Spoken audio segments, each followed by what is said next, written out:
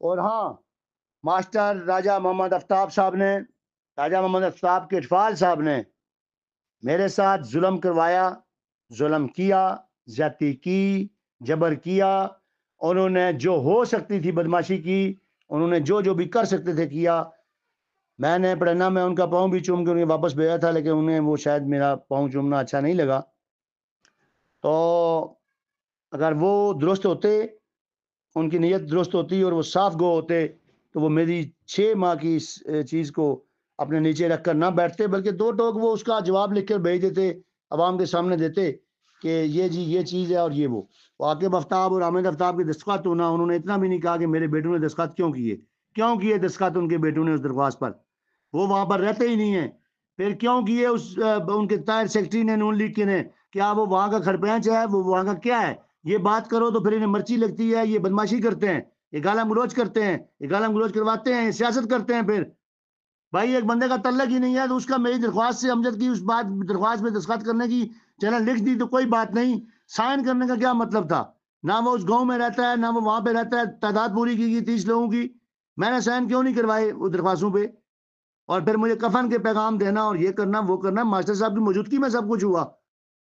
और पहले दिन से लेके आज तक उनकी खामोशी 6 माह में ये नज़र आता है, ये बच्चा कोई भी नहीं है, रोटी कोई भी चोची नहीं कहता, उनके बेटे माइंड करते हैं, 100 बार करें। मेरी आईडियों पे कमेंट्स लिखवाए गए, उनके बेटे शामिल थे साथ हर चीज़ में। यहाँ पे इतने तक हुआ कि मैंने दाऊद की खबर लगाई, दाऊद बेग मेरा कज़न था, मेरा सलीम का वो था, और मैंने लगाया कि उसके जनाज़े पे आज सलीम मुजरा होगा वहाँ पर।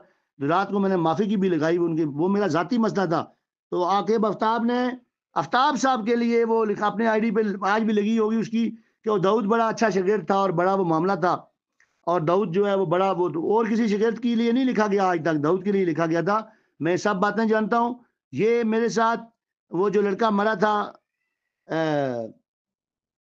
जुल्फ़िकार का बेटा दानिश जुल्फ़िकार, उस पे आकर जब इन्होंने वो तीसरे दिन वहाँ कमेटी बनाई, मुझे आके हमने खबर भेजी, मैंने नहीं लगाई। मैंने कहा नहीं लगाता मैं खबर तुम्हारी। उसमें मेरा नाम तक नहीं था, ज़िक्र नहीं तक नहीं था, मेरी बात तक नहीं थी। वहाँ पे बैठे हुए एक पतेटा का कोई आदमी था, किटवाल खानदान के, तो उन्होंने कहा कि यार वो ज़फ़र सईद सती ने बड़ा अच्छा किरदार किया है, लेकिन हमारे यूनियन काउंसिल और खेतर के लोग नहीं बोले। इन्होंने कमेटी बनाई और उसमें वो सारे ये लोग शामिल थे।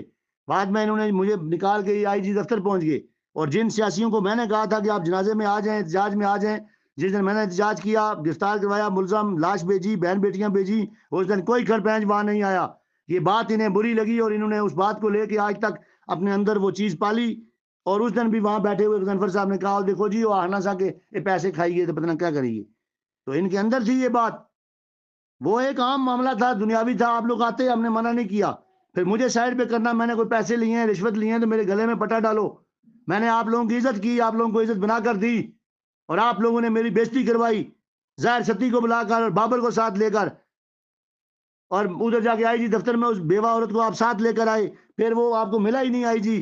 फिर वो मुलजम असद गिरफ्तार कराने के बगैर आप लोगों ने पैसे लेके, मेरे ही मुलजम गिरफ्तार कराए पे आपने पैसे लेकर वो राजीनामा किया।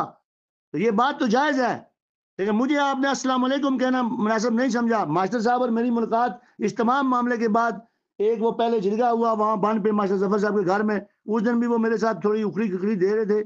मैंने कहा मास्टर साहब मेरी कोई गलती नहीं है, आप हमारे बुजुर्ग हैं, बड़े हैं, मैंने हमेशा उनकी बाप की तरह इज़्ज़त की। लेकिन उसके बाद दूसरी मुलाकात मेरी उनके वो दफ्तर गया तो मुझे नहीं पता था कि वो ये बात दिल में रख के यूँ करेंगे, वरना मैं ऐसा नहीं करता। मैं थाने चला जाता, मैं नहीं करता, मैं अमजद को खुद जाके राज़ी कर लेता। मैं अगर खुद उसके घर चला जाता तो ये इतनी बर्बरियत ना होती।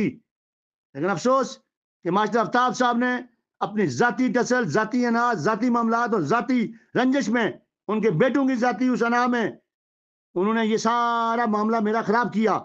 और इसमें मास्टर आफ्ताब साहब की पूरी मुकम्मल सपोर्ट, अमा और अपनी बिरादरी की हमायत, हर चीज़ शामिल थी।